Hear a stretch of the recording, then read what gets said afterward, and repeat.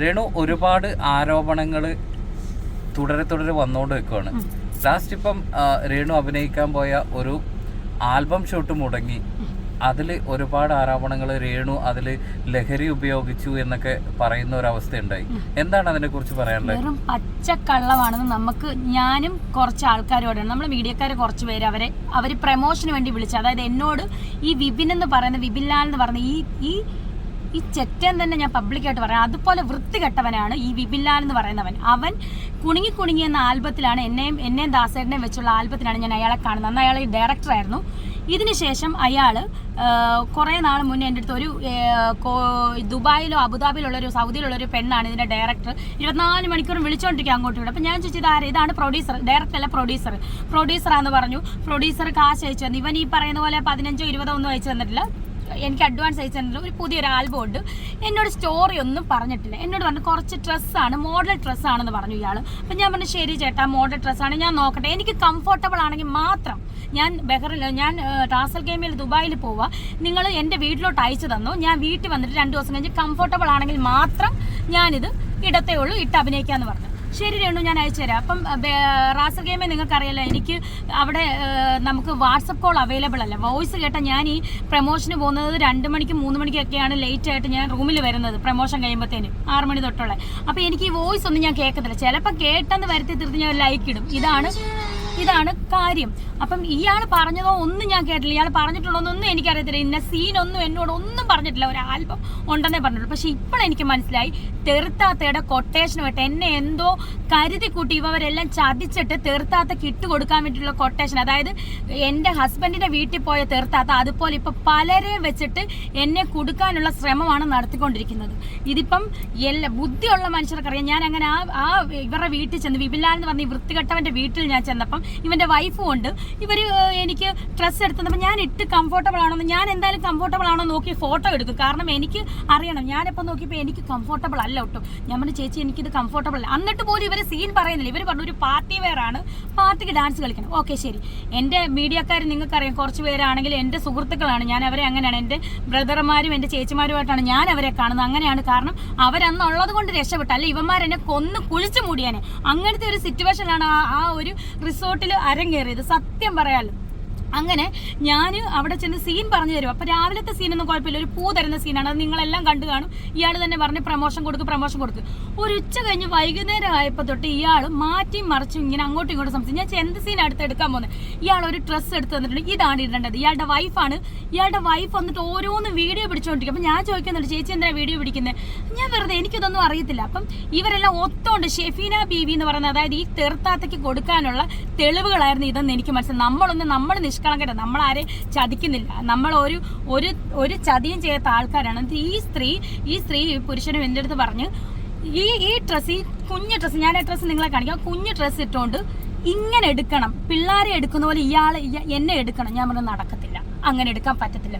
അതെന്നെ രേണു. അപ്പോൾ ക്യാമറാമാൻ എന്നോട് വന്നിട്ട്, അയാളുടെ പേര് എനിക്കതല്ല, പുറകെ നിന്നുള്ള ആംഗിളാണ് വെക്കുന്നത്, രേണുവിൻ്റെ ഫേസ് മാത്രമേ ഉള്ളൂ, ഇങ്ങനെ തന്നെ എടുക്കണമെന്ന് നിർബന്ധിച്ചു കൊണ്ടിരിക്കുക. ഞാൻ പറഞ്ഞു പറ്റത്തില്ല. അപ്പോൾ ഈ കള്ള വിപിൻലാൽ എന്ന് പറയുന്ന ഈ കള്ള തേർഡ് റേറ്റ് അവൻ്റെ ഭാര്യ പറയാണ് ഞാൻ എടുത്ത് ഡെമോ ചെയ്യാന്ന്. ഞാൻ പറഞ്ഞു നടക്കത്തില്ല ചേച്ചി, എനിക്ക് അങ്ങനെ പറ്റത്തില്ല. അതും പോരാഞ്ഞിട്ട് ഞാൻ, അപ്പം ദാസേട്ടനും പ്രതീക്ഷയൊക്കെ നിന്നെ ആൽബത്തിൽ എടുക്കുന്നത്. ഞാൻ പറഞ്ഞു എന്നെ അവരെടുക്കുന്നത് ഇങ്ങനെയാണ് എടുക്കുന്നത്, എന്നെ ഒന്നെങ്കിൽ ഇങ്ങനെ എടുക്കുക, അല്ലാതെ ഇങ്ങനെ നമ്മുടെ കാല് കവച്ച് വെച്ച് എനിക്ക് നിങ്ങളുടെ എടുക്കാൻ സമ്മതിച്ചില്ല. കാരണം എനിക്ക് പറ്റൂല, ഒരു ആൽബമാണെങ്കിലും സിനിമയാണെങ്കിലും ഞാൻ ചെയ്യൂല എന്ന് പറഞ്ഞു.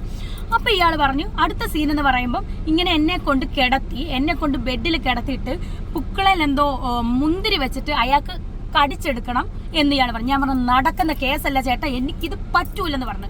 പറ്റൂല. ആദ്യം ഞാൻ മിതത്വമായിട്ടാണ് പറഞ്ഞത്, പറ്റൂല ചേട്ടാ പ്ലീസ്, എനിക്ക് പറ്റൂല. അത് കഴിഞ്ഞ് പറഞ്ഞു ഞാൻ അയാളെ മദ്യപിച്ച അവശയായിട്ടുള്ളൊരു സീനാണ്. ഞാൻ അന്നത്തെ ദിവസം രാവിലെ തൊട്ട് വൈകുന്നേരം ഞാൻ ഒരു മദ്യവും കഴിച്ചില്ല. ഇവർ ഈ പറയുന്ന ഇവരല്ലെങ്കിൽ തെളിവ് കൊണ്ടിട്ട് ഒരു സിഗരറ്റും വലിച്ചില്ല, മദ്യവും കഴിച്ചില്ല. ഞാൻ ആകെ എൻ്റെ മീഡിയക്കാരായ സുഹൃത്തുക്കളുണ്ട്, ഞാൻ അവരോട് ഇവരെ ചായ പോലും, പച്ച വെള്ളം പോലും ഇവർ തരാതാണ്, ചായ പോലും വൈകുന്നേരം ആയപ്പോൾ. അപ്പം ഞാൻ പറഞ്ഞു എനിക്ക് ഇച്ചിരി ചായ വേണമെന്ന് പറഞ്ഞ് ഞാൻ ഇവരെ കൂട്ടിക്കൊണ്ട് ചായയും ആ താഴത്തെ കടയിൽ അറിയാൻ ചായയും പരിപ്പൂടെ മാത്രമാണ് ഞാൻ കഴിച്ചത്. ഞങ്ങൾ കഴിച്ചത്. അതിട്ടാണ് തിരിച്ചു വന്നത്. ഒരു മദ്യവും കഴിച്ചിട്ടില്ല, മയക്കുമരുന്നും കഴിച്ചിട്ടില്ല. ഞാൻ മദ്യം കഴിക്കുന്നത് ഞാൻ ആകെ കഴിക്കുന്ന വല്ലപ്പോഴുമാണ്. എൻ്റെ കുടുംബക്കാർ കസിൻസിനോടൊപ്പം വല്ല ക്രിസ്മസിന് കഴിക്കുക, അല്ലെങ്കിൽ ദുബായിൽ വല്ലതും പോകുമ്പോഴത്തേനും ഞാൻ കഴിക്കുന്നതല്ലാതെ എനിക്കിത് ആരെയും ബോധിപ്പിക്കേണ്ട കാര്യമില്ല. പക്ഷെ ഞാൻ അന്നത്തെ ദിവസം മദ്യം കഴിച്ചത്. ഇന്നത്തെ അടുത്ത് ഇവൻ പറഞ്ഞ അടുത്ത സീൻ, ഈ വിപിൻലാൽ എന്ന് പറഞ്ഞ ഇവൻ പറഞ്ഞ അടുത്ത സീൻ എന്താണെന്ന് ചോദിച്ചാൽ, ഞാൻ മദ്യം കഴിച്ചിട്ട് അഭിനയിച്ചിട്ട് ഇയാളെ പിടിച്ച് ദേഹത്തോട്ട് ചേർത്തിട്ട് ഉമ്മ വെക്കണം, ഇയാളെ ഇങ്ങനെ തലയിലെ മുടി അഴിക്കണം. ഞാൻ പറഞ്ഞു നടക്കത്തില്ല ചേട്ടാ. അപ്പോഴും ഈ മീഡിയക്കാർ, എൻ്റെ ഈ സുഹൃത്തുക്കളായിട്ടുള്ള മീഡിയക്കാരെ വെളിയിൽ ഇവരൊന്നും അറിയുന്ന പോലുമില്ല, സീൻ പറഞ്ഞു തരുവാന്ന് ഓർത്തെ. ഇവൻ എന്നിട്ട് ഇവർ ഈ മീഡിയക്കാരെ വിളിച്ചു വരുത്തിയത് ഇവൻ തന്നെയാണ്, പ്രൊമോഷന് വേണ്ടിയിട്ട് വിളിച്ചു വരുത്തിയത് ഇവൻ തന്നെയാണ്. എന്നോട് നമ്പർ വെച്ചപ്പോൾ എനിക്കറിയാവുന്ന 2-3 പേരുടെ നമ്പർ ഞാൻ കൊടുത്തു. ഇവൻ വിളിച്ചു വരുത്തിയത്, പ്രൊമോഷന് വേണ്ടി വിളിച്ചു വരുത്തി ഇവനാണ്. എന്നിട്ട് ഞാൻ വെളിയിലിറങ്ങിയിട്ട് എനിക്ക് സഹോദരങ്ങളുണ്ട് മീഡിയക്കാർ. ഞാൻ പറഞ്ഞു ചേട്ടാ അല്ലേടാ ഇന്ന പോലെ പറയുന്ന ആ ഡ്രസ്സ് ഇട്ട് എനിക്ക് ഒട്ടും പറ്റില്ല, കംഫർട്ടബിൾ അല്ലെന്ന് പറഞ്ഞാൽ ഞാൻ കരയുക. അപ്പം എന്നോട് രേണുവിന് കംഫർട്ടബിൾ അല്ലേ രേണു പറ. എന്നിട്ട് ഇവൻ ചെന്ന് പറഞ്ഞത് എന്നോടെല്ലാം പറഞ്ഞു തന്നെ. എന്നോട് അങ്ങനെ ഒരു സീൻ പറഞ്ഞു തന്നെങ്കിൽ എനിക്ക് കംഫർട്ടബിൾ ആണ് ഞാൻ അഭിനയിക്കും, കംഫർട്ടബിൾ അല്ലാത്ത ഞാൻ അഭിനയിക്കത്തില്ല. ഇയാൾ എൻ്റെ അടുത്ത് ഒരു സീനും ഇയാൾ വിശദീകരിച്ച് പറഞ്ഞിട്ടില്ല. ഇയാൾ ലിപ് ലോക്ക് വേണമെന്ന് രാവിലെയാണ് പറഞ്ഞത്. ഞാൻ പറഞ്ഞു നടക്കത്തില്ല, ലിപ് ലോക്ക് എനിക്ക് പറ്റൂല, വേണമെങ്കിൽ ജസ്റ്റ് ഉമ്മ വെക്കുന്ന പോലെ കാണിക്കാം, ലിപ് ലോക്ക് എനിക്ക് പറ്റൂല. ഇയാളുടെ വൈഫ് നിന്ന് നിർബന്ധിക്കുകയാണ്, ലിപ് ലോക്ക് ചെയ്യും, എനിക്ക് കുഴപ്പമില്ലല്ലോ എന്ന്. ഇവരുടെ ഉദ്ദേശം ഇപ്പം മനസ്സിലായി. തീർത്താത്തേന്ന് പറഞ്ഞ വൃത്തികെട്ട നീചമായിട്ടുള്ള സ്ത്രീക്ക് എൻ്റെ വീഡിയോസ് എടുത്ത് പല പോൺ സൈറ്റിൽ വിടാനായിരുന്നെന്ന് എനിക്ക് ഇപ്പോഴാണ് മനസ്സിലായത്. എന്നെ അതിന് കിട്ടത്തില്ലെന്ന് ഞാൻ അതിനകത്ത് വ്യക്തമായിട്ട് ഞാൻ ലാസ്റ്റ് പറയുന്നുണ്ട്. എന്നെ ആ ഡ്രസ്സ് നിങ്ങൾ ശ്രദ്ധിച്ചു കേട്ടാൽ അറിയാം, അവരിറക്കിയ വീഡിയോയ്ക്കകത്ത് വ്യക്തമായിട്ട് പറയുന്നുണ്ട് ഈ ഡ്രസ്സിൽ ഞാൻ ചെയ്യൂല, കംഫർട്ടബിൾ അല്ലെന്ന് പറഞ്ഞിട്ട് ഞാനാണ് പറഞ്ഞത് ഞാൻ ചെയ്യൂല എന്ന് പറഞ്ഞപ്പോൾ അയാളെ കുറേ നേരം മിണ്ടായിരുന്നു. അപ്പം അവരുടെ നാടകം കഴിഞ്ഞു. അതായത് ഷെഫീന ബീവി എന്ന് പറയുന്ന ഈ തെറുത്താത്ത കള്ളി മറ്റവൾക്ക് കൊടുക്കാനുള്ള വീഡിയോ ആയിരുന്നു ഇത്. ഇവർ ആ മറ്റവള് ഇനിയിപ്പോ എനിക്ക് സത്യം പറഞ്ഞ ഈ ആൽബത്തിന് വിളിക്കുന്നത് എനിക്ക് പേടിയുണ്ട്. കാരണം ഇവളുടെ പറവിലുള്ള ചതിക്കുഴിയാണോ എന്ന് എനിക്കിപ്പോ സംശയമുണ്ട്.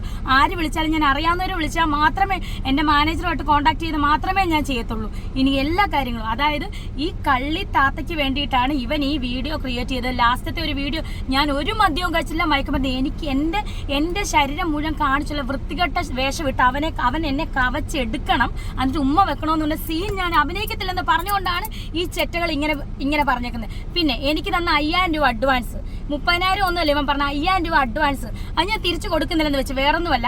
എൻ്റെ രാവിലെ തൊട്ടുള്ള ആ ഒരു വലിയ വേറെ പ്രോജക്റ്റ് ഞാൻ മാറ്റി വെച്ചിട്ടാണ് ഞാൻ ഇതിന് ഞാൻ പോയത്. രാവിലെ എൻ്റെ കാശിന് 1500 രൂപ മുടക്കി ഞാനാണ് 1500 രൂപ മുടക്കി ഞാനാണ് സ്ലീപ്പർ ബസ് ബുക്ക് ചെയ്ത് അവിടെ പോയതും തിരിച്ചു വന്നതും. ഞാൻ ഈ മീഡിയക്കാർ കുറച്ച് പേര് സുഹൃത്തുക്കൾ ഉള്ളതുകൊണ്ട് അവരുടെ കാറിൽ കയറി വന്നത്. അല്ലാതെ ഈ വൃത്തികെട്ടവും പറഞ്ഞ പോലെ ഞാൻ ഒരു മദ്യവും കഴിച്ചിട്ടില്ല, മയക്കുമരുന്നും കഴിച്ചില്ല. അത് എനിക്കറിയാം, അവിടെയുള്ള സകലമാന ആൾക്കാർക്കും അറിയാം. ഇതാണ് എനിക്ക് ഇതിനെപ്പറ്റി പറയാനുള്ളത്. രേണു അവിടെ എന്തെങ്കിലും ശാരീരികമായ ഉപദ്രവങ്ങളോ വല്ല നടന്നിട്ടുണ്ടോ രേണുവിനെതിരെ? അത് നടന്നേനെ. ഇവര് കൂട്ടം കൂടിയിട്ട്, അതായത് കുറെ എൻ്റെ സുഹൃത്തുക്കളായാലും മീഡിയക്കാർ പുറത്തായിരുന്നു അവരെല്ലാം. ഈ ഷഫീന ബീവി എന്ന് പറഞ്ഞത് ഇപ്പം മനസ്സിലായോ? ഷഫീന ബീവി ഓരോരുത്തടത്തും കൊട്ടേഷൻ കൊടുത്തിരിക്കുകയാണ് എനിക്കെതിരെ. ഇവര് പലയിടത്തും കൊട്ടേഷൻ. ഈ വിപിൻലാലും അവനും മാറി അവൻ്റെ കൂടെയുള്ള ഒരു അസിസ്റ്റന്റും അതുപോലെ ഇവന്റെ വൈഫും അതുപോലെ വേറൊരു ക്യാമറാമാനും മാറിയും തിരിഞ്ഞു എന്നെ കൺവിൻസിങ് ചെയ്തോണ്ടിരിക്കും. കടകടച്ച് കുത്തിയിട്ടിട്ട് പലപ്പോഴായിട്ട് ഞാൻ പേടിച്ചു പോയി. പക്ഷേ എനിക്കൊരു ഉള്ളിലൊരു ധൈര്യം ഉള്ളതുകൊണ്ടാണ് ഞാൻ അവിടെ നിന്ന് സത്യം പറഞ്ഞാൽ ഞാൻ ചാടി പോകുന്നത് ഇത്രയും ബഹളം വെച്ചത് അതുകൊണ്ടാണ്. ഇവർ നിന്ന് പറയാണ് ആ ഡ്രസ്സ് എടുത്ത് ആ ഡ്രസ്സിൽ നീ ചെയ്യാവുള്ളൂ, ശരീരഭാഗം മുഴുവൻ കാണിക്കുന്ന ഡ്രസ്സ്. എനിക്ക് എന്തായാലും തെളിവ് വേണമല്ലോ. ഞാൻ കഥ കുറ്റിയിട്ടിട്ട് ഞാൻ ആ ഡ്രസ്സ് ഇട്ടിട്ട് ഞാനൊരു ഫോട്ടോ എടുത്തിട്ടുണ്ട്. കാരണം എനിക്കത് ആ ഡ്രസ്സിനെ എനിക്ക് പറ്റത്തില്ലെന്ന് പറഞ്ഞുകൊണ്ടാണ് ഇവൻ ഈ പരിപാടി. എനിക്കറിയാം എവിടെയോ എന്തോ ഒരു ചതി മണത്തുകൊണ്ടാണ് ഞാൻ ആ ഡ്രസ്സ് എടുത്ത് ഇങ്ങനെ ഒരു ഫോട്ടോ എടുത്തത്. അത് ഇട്ടുകൊണ്ട് ഞാൻ ആൽബം ചെയ്യത്തില്ല. ഇനി അത് സിനിമയാണെങ്കിൽ പോലും എനിക്ക് കംഫർട്ടബിൾ അല്ലെങ്കിൽ ഞാൻ ചെയ്യത്തില്ലെന്ന് തന്നെ പറഞ്ഞു. ഇവൻ ഇത്ര വൃത്തികെട്ടവൻ, ഈ തെറുത്താത്ത ഇവർക്ക് എന്തിന്റെ സോക്കേടാണെന്ന് എനിക്ക് അറിയത്തില്ല. ഇവരിങ്ങനെ എന്നെ നിരന്തര ശല്യം ചെയ്തുകൊണ്ടിരിക്കുകയാണ് ഇവര് കാരണം. ഞാൻ മിക്കവാറും എനിക്കറിയില്ല എന്താ ചെയ്യണത്. ഇവര് എന്റെ കഞ്ഞുകൂടി വരെ മുട്ടിക്കുന്ന ഒരു അവസ്ഥയാണ് ഇപ്പൊ ഉണ്ടാകുന്നത്. ഇവരെ എന്നെ അവിടെ വെച്ച് ഞാൻ പറയട്ടെ, ഇവരിപ്പോ ഈ പറഞ്ഞല്ലോ 8 മീഡിയക്കാർ, ഇയാൾ ഈ വിപിൻ എന്ന് പറഞ്ഞ് തെണ്ടി വിളിച്ചിട്ടാണ് അവര് വന്നത്. ഇവര് വന്നില്ലായിരുന്നു ഇവരെന്നെ അവിടെ കൊന്ന് കുഴിച്ചു മൂടിയാനെന്ന് ഇപ്പൊ എനിക്ക് സംശയമുണ്ട്, പേടിയുണ്ട്. സത്യം ഇവരെല്ലാം എന്നെ എന്തെങ്കിലും ചെയ്തേനെ. സത്യസന്ധമായിട്ട് പറയാം. കാര്യം ഞാനടക്കമുള്ള ആൾക്കാർക്ക് ലൊക്കേഷൻ അടക്കം ഡേറ്റ് അടക്കം അയച്ചു തന്നിട്ടുണ്ടായിരുന്നു. അപ്പം ഇവൻ വിളിച്ച മീഡിയക്കാർ തന്നെയാണ് രേണുവിന് അവസാനമായിട്ട് രക്ഷകരായിട്ട് എത്തിയത്. സത്യമായിട്ട് അല്ലെങ്കിൽ എന്നെ അവർ കൊന്നേനെ. അവിടെ ഒന്നെങ്കിൽ കൊന്നേനെ അല്ലെങ്കിൽ എന്തെങ്കിലും എന്നെ ചെയ്തേനെ. പിന്നെ ഒരു പാവം ഒരു മേക്കപ്പ് ആർട്ടിസ്റ്റ് ചേച്ചി ഉണ്ടായിരുന്നു. ചേച്ചി എന്ത് ചെയ്യാനെ, ചേച്ചി നിന്ന് അയാൾ സീൻ പറയുമ്പോൾ ആ ചേച്ചി എൻ്റെ കൂടെ അടുത്തുണ്ട്. ചേച്ചി കണ്ണും കൊണ്ട് ഇങ്ങനെ നിറയും, രേണു ചെയ്യല്ലേ ചെയ്യല്ലേ. ഞാൻ പറഞ്ഞു ഒരിക്കലും ചെയ്യത്തില്ല ചേച്ചി. അവൻ സീൻ പറയാം, പച്ചയ്ക്ക് പറയാം. ഞാൻ പറഞ്ഞു ചേട്ടൻ ഇപ്പോഴല്ലേ ഈ സീൻ പറയുന്നത്, നടക്കത്തില്ലെന്ന്. മുന്തിരി പുക്കിളി വെച്ചിട്ട് അവൻ കടിച്ചെടുക്കുക, ഇതൊക്കെ എവിടുത്തെ ന്യായമാണ്? ഇവൻ്റെ ഭാര്യയെ കൊണ്ട് ചെയ്യിപ്പിക്കാൻ ഞാൻ പറഞ്ഞു, അത്രയും ഞാൻ പറഞ്ഞു. പക്ഷെ ഞാൻ എന്നിട്ട് പോലും മാന്യമായിട്ടാണ് ലാസ്റ്റ് ഞാൻ എനിക്ക് സഹി കെട്ടിട്ടാണ് ഞാൻ അത്ര ബഹളം വെച്ചത്. ആ വ്യക്തമായിട്ട് ആ വീഡിയോക്കകത്ത് അവൻ അയച്ച വീഡിയോക്കകത്തുണ്ട് എനിക്ക് ഈ ഡ്രസ്സിനകത്ത് ചെയ്യാൻ പറ്റൂലെന്ന് തന്നെയാണ് ഞാൻ ബഹളം വെക്കുന്നത്. അല്ലാതെ ഇവൻ പറയുന്ന പോലെ. പിന്നെ ഇവനൊരു കള്ളത്തരം പറഞ്ഞിട്ടുണ്ട്. എന്നെ കയറ്റിയത് ജിന്നെന്ന് പറയുന്ന ഡയറക്ടറിന്റെ ആൽബം കരിമിഴി കണ്ടാലേ, അല്ലാതെ ഇവന്റെ കുണുങ്ങി ആൽബത്തിലല്ല ഞാൻ കയറിയത്. ഇവൻ എന്നെ ഒരു കോപ്പിലും കയറ്റില്ല. കുണുങ്ങി ആൽബം അന്ന് ഇറങ്ങിയപ്പോൾ ജിന്നിന്റെ ആൽബം ഹിറ്റായി നിൽക്കുക, മില്യൺസ് അടിച്ച് കയറി നിൽക്കുക. നിങ്ങൾക്കൊക്കെ, നിങ്ങളിൽ എല്ലാവർക്കും അറിയാം ജിന്നിന്റെ ആൽബത്തിലാണ് എന്നെ കണ്ടതും കരിമിഴി കണ്ണാലേ ഞാൻ ഹിറ്റായതും. ഞാൻ ആ ആൽബത്തിലാണ്, അല്ലാതെ ഇവന്റെ ആൽബത്തിലല്ല. ഇവൻ ഇത്ര ചതി ഈ തെറുത്താത്തയായിട്ട് കൂടിച്ചേർന്ന് ഇത്ര ചതി ചെയ്തുകൊണ്ടാണ് ഞാൻ ഇത്ര വൃത്തികെട്ട രീതിയിൽ അവനോട് ഞാൻ പറയുന്നത്. അല്ല ഞാനിത് മിണ്ടാതിരിക്കും. ഈ മീഡിയക്കാരും എന്നോട് ചോദിച്ചില്ലല്ലോ. നമുക്ക് ഈ ആൽബത്തിനും അവർക്ക് ഒരു പ്രശ്നം വരാതിരിക്കാനാണ് നിങ്ങൾ ആരും ഇത് ഇപ്പൊ അവർ പറഞ്ഞല്ലോ വീഡിയോ എടുത്തില്ലെന്ന്. വീഡിയോ എടുത്തില്ല പക്ഷെ ഇവര് അതിബുദ്ധിമാന്മാരാണ്, അതുകൊണ്ടാണ് അവരങ്ങനെ വീഡിയോ എടുത്തത്. അപ്പൊ എനിക്ക് മനസ്സിലായി എവിടെയോ എന്തോ ചതിയുണ്ട്. ഞാൻ എന്തായാലും ആ ഡ്രസ്സ് ഇവർ ഈ പറഞ്ഞ വൃത്തികെട്ട ഈ ഡ്രസ്സ് ഇട്ടുകൊണ്ട് ഞാൻ അഭിനയിക്കത്തില്ലെന്ന് തന്നെ ഞാൻ തീരുമാനിച്ച കാര്യമാണ്. അങ്ങനെയാണ് ഞാൻ ഇറങ്ങിപ്പോകുന്നത്.